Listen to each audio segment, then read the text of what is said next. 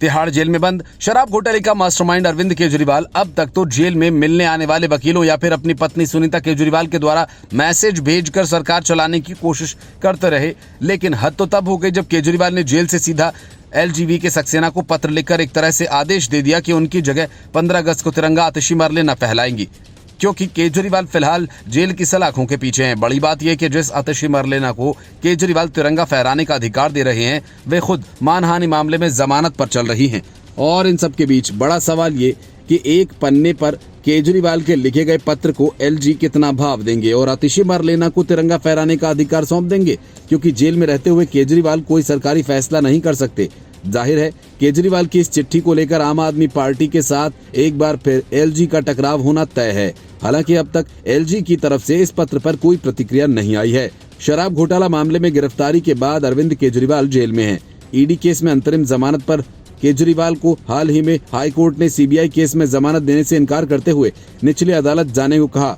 आतिशी अभी केजरीवाल की सबसे ताकतवर मंत्री हैं। वो शिक्षा, बिजली समेत 18 विभागों का कामकाज संभाल रही हैं। आतिशी को डिप्टी सीएम का पद भी नहीं दिया गया, लेकिन वो उन सभी कामकाज को निपटा रही हैं जो कभी मनीष सिसोदिया किया करते थे। सिसोदिया के जेल में रहते हुए इस्तीफे के बाद आतिशी को मंत्री बनाया गया था। अब 15 अगस्त पर आतिशी को तिरंगा फहराने का अधिकार दिए जाने के बाद एक बार फिर ये साफ हो गया कि दिल्ली सरकार में केजरीवाल के बाद वे सबसे प्रमुख हैं। दिल्ली सरकार में आतिशी के अलावा सौरभ भारद्वाज, कैलाश गहलोत, गोपाल राय और इमरान हुसैन भी मंत्री हैं। दिल्ली के मुख्यमंत्री केजरीवाल को कथित शराब घोटाला से जुड़े मनी लॉन्ड्रिंग केस में 21 मार्च को गिरफ्तार किया गया था।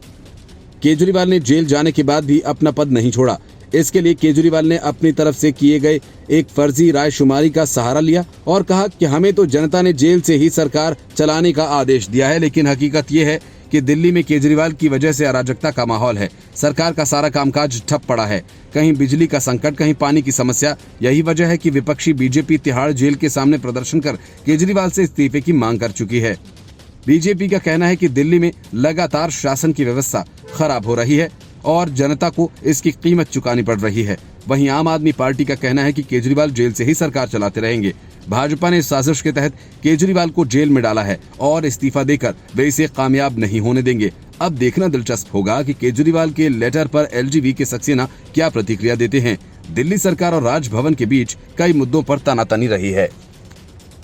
Bureau report, news of India.